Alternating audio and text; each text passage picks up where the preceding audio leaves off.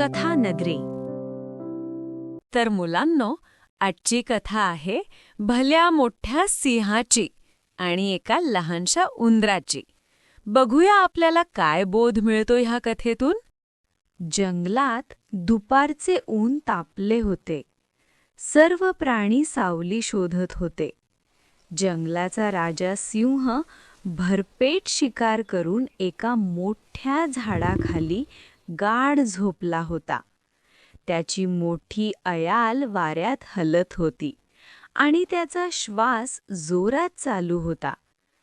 त्याच वेळी एक छोटासा उंदीर अन्न शोधत शोधत तिकडे आला. तो खूप चंचल होता.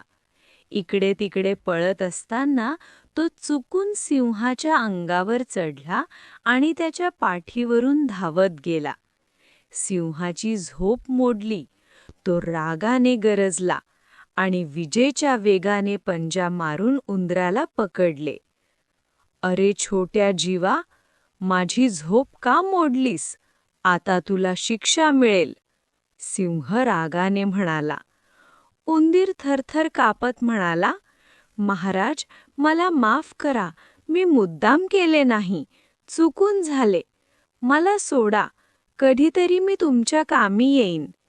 सिंह मोठ्याने हसू लागला. "तू एवढासा उंदीर माझ्या कामी येणार?" पण उंदराची दया येऊन सिंहाने त्याला सोडून दिले. उंदीर दिम्रपणे म्हणाला, "धन्यवाद महाराज," आणि पळून गेला. काही दिवसांनी जंगलात शिकारी आले. त्यांनी मोठे जाळे लावले. सिंह शिकार शोधत फिरत असताना तो जाळ्यात अडकला.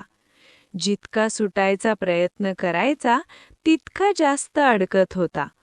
तो मोठ्याने गर्जना करू लागला. ती गर्जना ऐकून तोच छोटा उंदीर तिथे धावत आला. त्याने सिंहाला जाळ्यात अडकलेले पाहिले. उंदीर म्हणाला, "घाबरू नका महाराज, मी मदत करतो."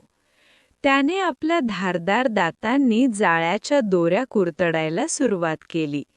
हळूहळू दोऱ्या तुटू लागल्या. थोड्या वेळात मोठे जाळे फाटले आणि सिंह मोकळा झाला. सिंह प्रेमाने म्हणाला, "मित्रा, आज तू माझा जीव वाचवलास.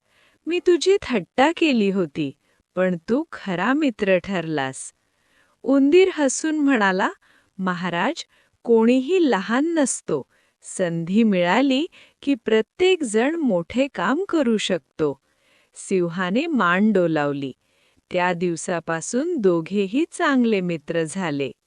तर मग मुलांनो, ह्या गोष्टीतून आपल्याला हाच बोध मिळतो की कधीही कोणाला कमी समजू नये.